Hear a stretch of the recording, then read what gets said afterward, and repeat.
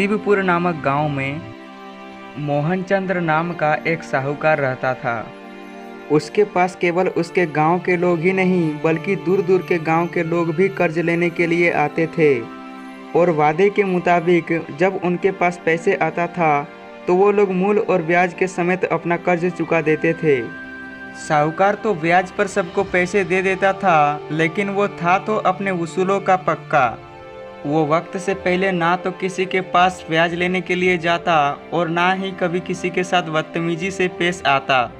मोहनचंद्र ईश्वर को बहुत मानता था, इसीलिए मोहनचंद्र दूर दूर के गांवों तक प्रचलित था। एक बार की बात है, इसी गांव में 3 ठग रहते थे जिनका नाम रमेश, सुरेश और कमलेश था। एक दिन वे तीनों गुजर रहे थे और सेठ की प्रसिद्धि की खबर उन तीनों के कानों में भी पड़ी। तीनों एक जगह खड़े होकर बातें करने लगे। रमेश ने बोला, अरे भाई, मैं क्या बोल रहा हूँ कि क्यों ना सेठ के पास जाकर कुछ पैसा उधार ले लिया जाए और फिर उसे कभी वापस लौटाया ही नहीं जाए। तब कमलेश ने कहा, बात तो तुम सही कह रहे हो रमेश, तो चलो देर किस बात की, हम ऐसा ही करते हैं। तब सुरेश ने कहा, अरे भाई, वो सेठ हमें पकड़ तो नहीं लेगा ना? मैंने सुना है कि वह सेठ बहुत चालाक है। अरे क्यों सुरेश भाई, इतना डरते क्यों हो? अरे सुरेश भाई, हमें कोई नहीं पकड़ सकता। ठीक है कमलेश भाई, तब चलो चलते हैं सेठ के पास। इतना कहकर वे तीनों सेठ के घर पर पहुंचे और सेठ से कहने लगे, सेठ जी, हम तीनों बहुत दूर के गांव से आए हैं। पिछले साल अकाल पड़ने के कारण हमारे खेतों में अनाज का एक भी दाना नहीं है। इस बार अच्छी फसल होने की आशा है, इसलिए आपके पास कुछ पैसे उधार लेने के लिए आए हैं। तब सेठ कहते हैं, अरे भाई, मैंने कर्ज मांगने का और पता नहीं पूछा। तुम सिर्फ इतना बताओ कि तुम्हें कितना धन चाहिए और कब तक लौटाओगे। सेठ जी, हम तीनों को 1-1 हजार दे दीजिए। ये कर्ज हम बहुत जल्द ही लौटा देंगे। फिर भी भाई, उस जल्दी की कोई निश्चित अवधि है या नहीं? निश्चित अवधि जाने बिना मैं तुम्हें कर्ज नहीं दे सकता। सेठ जी काफी भोला था, ये कमलेश और रमेश जानते थे। तब रमेश ने कहा, सेठ जी, कर्ज तो कर्ज ही होता है, यदि इस जन्म में नहीं तो अगले जन्म में दे देंगे। ठीक है, तब अगले जन्म में दे देना, मुझे तुम्हारी बात पर पूरा विश्वास है। तब सेठ जी ने उन तीनों को 1-1 हजार रुपये दे दिए और सेठ जी ने अपने खाते में लिख लिया कि ब्याज के समेत सारा पैसा अगले जन्म में लौटा देंगे। तब तीनों ठग पैसे पाकर बड़े ही प्रसन्न थे, लेकिन उन्होंने पैसे को बिना गिने अपने जेब में डाल लिए। धन्यवाद सेठ जी, आपने हमारी सहायता की। अरे भाई, इसमें मेरी कोई सहायता नहीं है, तुम तो मुझे पूरा पैसा लौटा दोगे। फिर वे तीनों बहुत ही प्रसन्न थे कि उन्होंने सेठ को मूर्ख बना दिया। फिर कुछ देर बाद सेठ के पास उसका मुंशी आता है। अरे ओ रामलाल, तुम्हें पता है, अभी मेरे पास 3 व्यक्ति उधार लेने के लिए आए थे। मैंने उन तीनों को उधार दे दिया। सेठ जी, पर इसमें आश्चर्य की क्या बात है? आप तो लोगों को उधार देते रहते हैं। अरे रामलाल, पहले मेरी बात तो पूरी सुन लो। उन्होंने मुझे कहा कि आपका उधार हम अगले जन्म में चुकाएंगे। अरे सेठ जी, आपने ये क्या कर दिया? सेठ जी, आपको पता है वो अगले जन्म में आपके सामने होगा भी या नहीं? मुंशी रामलाल, मैंने ये सब कुछ जानबूझकर ही किया है और यह बात मैंने क्यों किया है यह तुम्हें अभी नहीं बल्कि वक्त आने पर समझाऊंगा। पर मेरी यह बात ध्यान में रख लो कि कर्ज कर्म के समान होता है। इस जन्म में मनुष्य का कर्ज और कर्म अगले जन्म में उसके साथ रहता है। अरे भाई, वास्तव में यह सेठ तो हमारी उम्मीद से भी ज्यादा मूर्ख निकला। मैं सोच रहा था कि वे अगले जन्म की बात सुनकर हमें धुतकार कर भगा देगा, लेकिन उस मूर्ख ने तो हमें इतनी बड़ी रकम कर्ज में दे दी। उसने इतना भी नहीं सोचा कि अगले जन्म में यह उधार कौन चुकाएगा। चलो कोई बात नहीं, इसमें हमारा फायदा ही फायदा है। इतना कहकर वे तीनों वहां से चल पड़े। अगले दिन शाम के समय तीनों ठग एक नए गांव में पहुंचे और रात बिताने के लिए आश्रम की खोज करने लगे। जल्दी ही उन्हें एक ठिकाना मिल ही गया। वह एक किसान का घर था। तीनों ने आवाज लगाया तो किसान बाहर निकला। अरे आप लोग कौन हो भाई? इतनी जोर जोर से आवाज क्यों लगा रहे हो? तब कमलेश ने बोला, अरे भाई हम यात्री हैं, बस आज रात हम आपके घर में रहना चाहते हैं। ठीक है, मैं अभी आप लोगों के सोने की व्यवस्था करता हूँ। कुछ देर बाद किसान ने तीनों को अंदर बुलाया। फिर उन तीनों को जमीन में सोने के लिए जगह दिखा दी। यदि आप लोगों को खाना चाहिए तो बताओ, मैं आपको खाना दे सकता हूँ। तब रमेश ने कहा, नहीं भाई, अभी हमें भूख नहीं है। आपने हमें रुकने के लिए जगह दी, यही हमारे लिए बहुत है। फिर तीनों जमीन में लेटकर गहरी नींद सो गए। आधी रात के समय रमेश को कुछ आवाजें सुनाई दी, जिससे वह चौंक कर बैठ गया। जब रमेश को कुछ हलचल महसूस हुआ तो उसने अपने दूसरे साथी को उठाया। अरे सुरेश और कमलेश, मुझे लगता है आसपास कोई है। मुझे कुछ आवाजें सुनाई दे रही है, परंतु पता नहीं यह कौन बोल रहा है। फिर वह तीनों ध्यान से उन आवाजों को सुनने लगे। वो तीनों देर रात में बाहर देखने लगे कि कौन है, लेकिन दूर दूर तक उन्हें कोई दिखाई नहीं दे रहा था। अरे वाह, यहाँ तो दूर दूर तक कोई दिखाई नहीं दे रहा है। आखिर आवाजें आ कहाँ से रही है? अरे भाई, मुझे तो लगता है कि यहाँ पे कोई भूत वगैरह है। चलो चलो हम घर के अंदर जाकर सोते हैं। अरे सुरेश, क्या भाई तू भी इतना डरता क्यों है? भला आजकल के जमाने में भूत कहाँ रहता है? अरे भाई, तो ये आवाजें कहाँ से आ रही है? यहाँ पे तो हम तीनों के अलावा और कोई नहीं है। तभी उन तीनों की नजर एक पेड़ पर पड़ती है। पेड़ की तरफ देखकर तीनों चौंक जाते हैं, क्योंकि पेड़ पर जो पक्षी थे वो मनुष्य की भांति बात कर रहे थे। अरे आश्चर्य की बात है, ये पक्षी मनुष्य जैसी बातें कैसे कर रहे हैं? मैं भी हैरान हूँ भाई, लेकिन ये तो सच है कि दोनों पक्षी आपस में बातें कर रहे हैं। वे तीनों दोनों पक्षी की बातों को ध्यान से सुनने लगते हैं। दोस्त, हमारे तुम्हारे साथ की यह हमारी अंतिम रात्रि है। अरे मित्र, ये बात तो मैं भी तुमसे पूछने वाला था।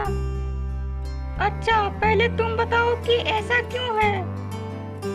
वो इसीलिए दोस्त कि अपना जो मालिक है उससे पिछले जन्म में मैंने 200 रुपया उधार लिया था, लेकिन उस जन्म में मैं उसे चुका नहीं पाया। इसीलिए हम इस जन्म में महीनों तक उसके कैद में हैं। उसने हमारे पंख काट रखे हैं, जिससे हम इस पेड़ से ज्यादा उड़ भी नहीं सकते, और मैं सवेरे होते ही मर जाऊंगा। अच्छा मित्र, अब तुम बताओ कि तुमने बिछड़ने की बात क्यों की? तुम खुशकिस्मत हो मित्र कि तुम्हें कम कर्ज लेने के कारण शीघ्र ही छुटकारा मिल जाएगा, लेकिन मेरे भाग्य में अभी महीनों दुख झेलना लिखा है। कल एक आदमी आएगा जो मुझे इस किसान से छीन कर ले जाएगा। फिर अगले कई महीनों तक मुझे उस आदमी की यातनाएं सहनी पड़ेगी। लेकिन वो दूसरा आदमी तुम्हें इस बुरे किसान के पास से क्यों ले जाएगा? उसे भला किसान अपना पक्षी क्यों देगा? मित्र, यही मेरा भाग्य है। कल वह व्यक्ति इस किसान से कर्ज मांगेगा। किसान के पास कर्ज ना होने के कारण वह कर्ज नहीं दे सकेगा। तब वह व्यक्ति मुझे ले जाएगा। यह मेरे पिछले जन्म का कर्म है मित्र, इसीलिए इस जन्म में मुझे भोगना ही पड़ेगा, वरना ईश्वर हमें इस जन्म में पंछी ही क्यों बनाता। तुम ठीक कहते हो मित्र। खैर छोड़ो इन बातों को। मुझे और तुम्हें तो अपने अपने कर्मों का सजा मिल ही जाएगा, लेकिन मुझे दुख तो उन तीनों आदमियों के लिए हो रहा है जो कुछ समय पहले इस किसान के मेहमान बनकर आए हैं।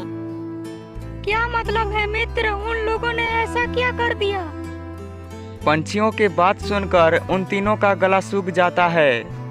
वह तीनों उन पंछियों की बातों को सुनने लगे।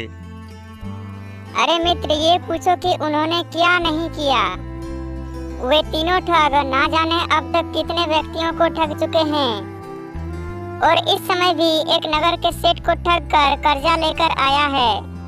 तब तो उन्हें कर्जा चुकाने के लिए अगले जन्म में सेठ का गधा बनना पड़ेगा। हाँ, शायद उन्हें सेठ का कर्जा चुकाने के लिए गधा भी बनना पड़ सकता है। उनकी बातों को सुनकर तीनों ठग का होश उड़ गया। अरे भाई, तुम लोगों ने सुना, इन दोनों को पिछले जन्म का कर्जा चुकाने के लिए पंछी बनना पड़ा। अरे हाँ भाई, मैं तो इस जन्म का सारा कर्जा चुका दूंगा और बाकी का सारा जीवन लोगों की सेवा करते हुए गुजार दूंगा, ताकि मेरे सारे पाप इस जन्म में ही धुल जाए। तो ठीक है भाई, हम कल सुबह ही शिवपुर जाएंगे और सेठ का सारा कर्जा चुका देंगे। साथ ही साथ हम ठगी का धंधा भी छोड़ देंगे। फिर वे तीनों ठग अंदर जाकर सो गए। सपने में भी वह तीनों ठग को पंछियां दिखाई दे रही थी।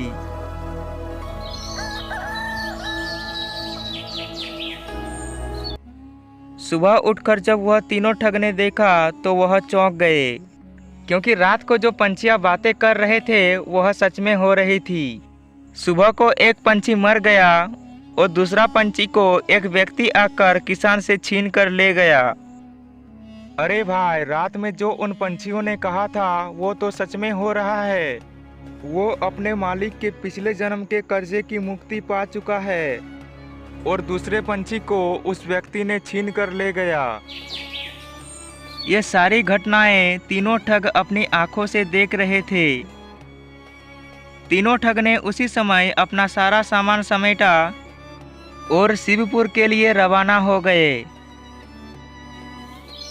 एक दिन के लंबे सफर के बाद तीनों ठग मोहनचंद्र के घर पर पहुंचे। सेठ जी, हमें बचा लीजिए। हमें पाप के गड्ढे में गिरने से बचा लीजिए सेठ जी। अरे भाई, कौन हो तुम लोग? सेठ जी, आप हमें इतनी जल्दी भूल गए? हम तीनों रमेश, सुरेश और कमलेश हैं। कल ही तो आपसे 3000 रुपये लेकर गए थे। अरे हाँ सेठ जी, आपने मुझे इन तीनों के बारे में कल बताया था। सेठ जी, ये तो वही तीनों हैं। हुजूर, हम अपना कर्ज आपको पूरा सूद समेत लौटाना चाहते हैं। ये लीजिए आपका 3033 रुपये और हमारा नाम अपने खाते से काट दीजिए। नहीं भाई, मैं कर्ज की अदाई इस तरह से नहीं लेता। मैं अपनी वसूलों का पक्का आदमी हूँ। रकम लौटाने का जब तुमने वायदा किया था, मैं उसी समय कर्ज वापस लूंगा। तुमने अगले जन्म में कर्ज लौटाने की बात की थी, अब मैं अगले जन्म में ही कर्ज लूंगा।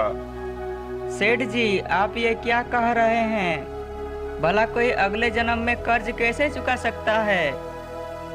हाँ सेठ जी, हम इसी समय आपका कर्ज लौटा रहे हैं, तो फिर आप अगले जन्म की बात क्यों करते हैं? कह तो दिया भाई, मैं अपने उसूलों का पक्का हूँ। जब तुम लोगों ने वादा किया है कि रकम अगले जन्म में लौटाओगे, तो मैं अगले जन्म में ही लूंगा। बस बात खत्म। तीनों ठग सेठ के सामने खूब गिड़गिड़ाया, लेकिन सेठ ने एक ना सुनी। सेठ ने बिना कर्ज लिए ही उन्हें वापस भेज दिया। वे तीनों वापस लौट गए। उन तीनों को समझ में नहीं आ रहा था कि इस कर्ज से कैसे मुक्ति पाए। वे तीनों भटकते भटकते एक जंगल में पहुंचे। वहां पर उन्हें एक महात्मा मिले। महात्मा ने उन तीनों से उनकी परेशानी का कारण पूछा, तो तीनों ने सच सच बात उनको बता दी। तब महात्मा जी ने उन्हें प्रायश्चित करने का एक तरीका बताया और साथ ही साथ ज्ञान की बातें बताने लगे। बेटा, इस जगह से 2 मील दूर आगे एक गांव है। वहां पहुंचने पर तुम्हें अपने आप सेठ जी का कर्जा उतारने का कोई ना कोई रास्ता मिल जाएगा। फिर वे तीनों आगे की ओर चल पड़े। 2 मील चलने के बाद वे एक गांव में पहुंचे। गांव में पहुंचने पर उन्हें पता चला कि उस गांव में पानी की समस्या है। पानी की ज़रूरत के लिए लोगों को 5-5 कोस दूर जाना पड़ता था। वहां की दशा को देखकर सुरेश के दिमाग में साधु की बात याद आई। वह सोचने लगा, यदि यहाँ पर पानी का कोई स्रोत पैदा किया जाए तो हमारा कर्ज उतर सकता है।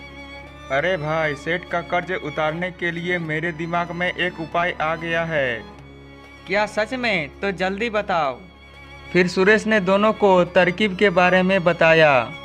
फिर उन तीनों ने कहीं से कुदाल लाकर वहां पर खोदना शुरू किया। करीब 1 महीने तक खोदने के बाद उन्होंने एक कुआं बना दिया। उस कुएं को पूरी तरह पक्का करने में उन तीनों को 3000 रुपये खर्चा हो गया। कुआं तैयार हो जाने के बाद तीनों कुएं पर पहरा देने लगे। चलो भाई, अब हम गांव के किसी भी व्यक्ति को कुएं से पानी लेने नहीं देंगे। चिंता मत करो, यदि पानी लेने के लिए भगवान भी आ जाए तो भी पानी नहीं देंगे। जैसे ही गांव के लोगों को कुएं के बारे में पता चला तो वे दौड़े दौड़े आए। ठहरो, तुम सब इस कुएं से दूर रहो, हम किसी को इस कुएं से पानी लेने नहीं देंगे। अरे भाई, ऐसा अन्याय क्यों करते हो? तुम लोग तो जानते ही हो कि गांव में पानी की कितनी बड़ी समस्या है। तुमने वास्तव में इस कुएं को बनाकर गांव वालों पर भारी उपकार किया है। वो सब ठीक है, लेकिन यह कुआं हमारा नहीं है, बल्कि शिवपुर के सेठ मोहन चंद्र जी का है। हम बगैर उनके इजाज़त के किसी को कुएं से पानी लेने नहीं देंगे। यदि कुएं से पानी चाहिए तो पहले सेठ जी की इजाज़त लेनी पड़ेगी। तब सभी गांव वाले सेठ जी के पास पहुंच जाते हैं। सेठ जी, कृपया हम गांव वालों पर रहम करें। क्यों, क्या हुआ? मैंने तुम लोगों के साथ क्या किया? सेठ जी, आपने जो हमारे गांव में कुआं बनवाया है, कृपया करके हमें उस कुएं से पानी लेने दीजिए। मैंने तुम लोगों के गांव में कुआं कब बनवाया? मैं तो लोगों को ब्याज पर कर्ज देता हूँ, तो मैं तुम लोगों के गांव में कुआं बनाकर क्या करूँगा? नहीं सेठ जी, आपके इजाज़त के बिना हम उस कुएं से पानी नहीं ले सकते। उस कुएं के पास 3 व्यक्ति खड़े हैं, उन्होंने कहा कि आपने कुआं बनवाया है। नहीं नहीं, तुम लोग झूठ बोल रहे हो, मैंने ऐसा कुछ नहीं किया। ऐसा ना कहिए सेठ जी, हम बड़ी आशा लेकर आपके पास आए हैं। बस आप हमारे साथ चलकर उन तीनों व्यक्तियों को कह दीजिए। हमें पूरा विश्वास है कि अगर आप जाएंगे तो वे हमें पानी लेने जरूर देंगे। ठीक है, चलो भाइयों, मैं तुम्हारे साथ चलता हूँ। फिर सारी सच्चाई आप लोगों के सामने आ जाएगी। फिर सेठ और गांव वाले सभी कुएं के पास चले जाते हैं। अरे सेठ जी, ये तो वही ठग मालूम पड़ते हैं जिन्होंने आपसे 3000 रुपये कर्ज लिए थे और अगले जन्म में कर्ज वापस करने की बात कही थी। तुम लोगों ने यहाँ पर क्या चक्कर फैलाया है? इस कुएं को तुम गांव वालों को मेरा कुआं क्यों बता रहे हो? हमने कोई चक्कर नहीं चलाया सेठ जी, ये कुआं आपका ही है। इसीलिए हमने गांव वालों को बिना आपकी आज्ञा के पानी भरने से मना कर दिया था। यदि आप आज्ञा देंगे तो हम इन्हें पानी भरने देंगे। भला ये क्या बकवास है? जब मैंने कुआं बनवाया ही नहीं तो इसमें मेरी आज्ञा की क्या जरूरत? ये तो ठीक है सेठ जी कि आपने कुआं नहीं बनवाया, लेकिन रुपए तो इसमें आपके ही लगे हैं ना। मेरे रुपए? वो कैसे भाई? सुनिए, मैं बताता हूँ। हमने जो महीने पहले आपसे 3000 रुपये का कर्ज लिया था, उसी से ये कुआं बनवाया है।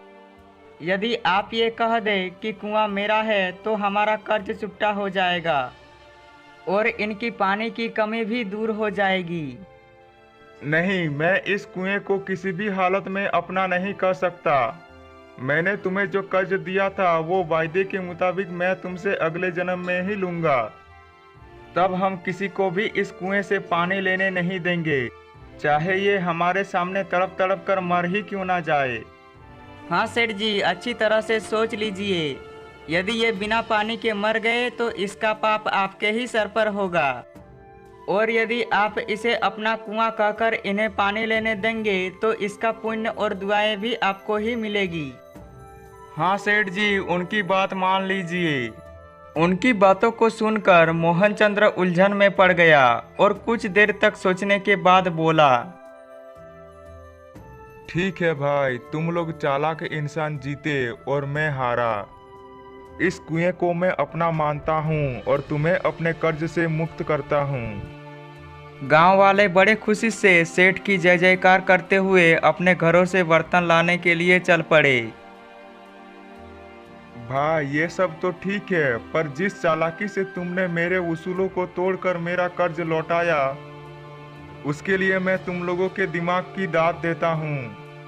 लेकिन मुझे आश्चर्य है कि तुम लोग अचानक मेरा कर्ज लौटाने के लिए इतने उतावले क्यों हो गए, जबकि तुम लोग पहले कर्ज के बहाने मुझे ठगने आए थे। यह बात ठीक है सेठ जी कि हम आपको मूर्ख सेठ समझकर आपको लूटना चाहते थे, लेकिन बाद में हमारी आंखें खुल गई। तब उन्होंने सारी बातें सेठ जी को बताई जो उन्होंने पंछियों के साथ होते देखा था। तब सारे गांव वाले आकर उस कुएं से पानी ले जाने लगे। अब पूरा गांव के साथ साथ मोहनचंद्र भी खुश थे। इस घटना के बाद रमेश, सुरेश और कमलेश ने ठगी का धंधा छोड़ दिया और मेहनत मजदूरी का काम करके अपना जीवन यापन करने लगे।